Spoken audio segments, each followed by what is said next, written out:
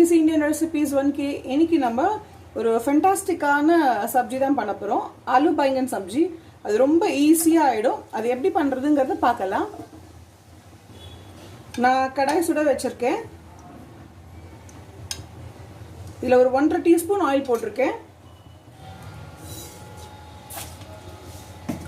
கடுகு போட்டுருக்கேன். கடுகு வெடிக்கட்டும். கடுகு வெடிச்செடுத்து இப்போ ஜீரகம் சேர்த்துடலாம்.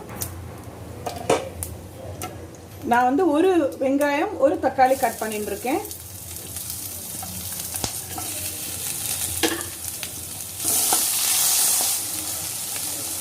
மஞ்சள் பொடி போட்டுடலாம்.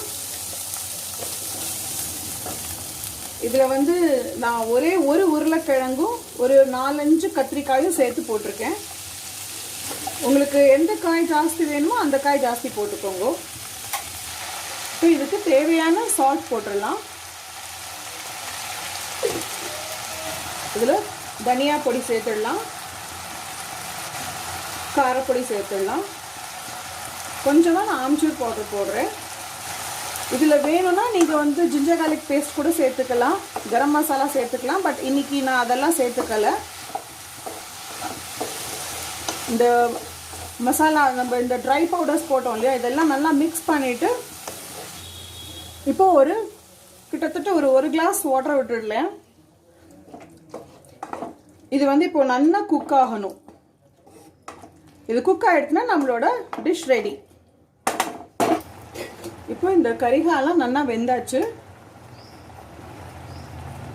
இப்போ இந்த கசூரி மேத்தியை நம்ம க்ரஷ் பண்ணி போட்டுடலாம். இதுக்கு வந்து கொத்தமல்லி வேணுங்கிறது கூட கிடையாது.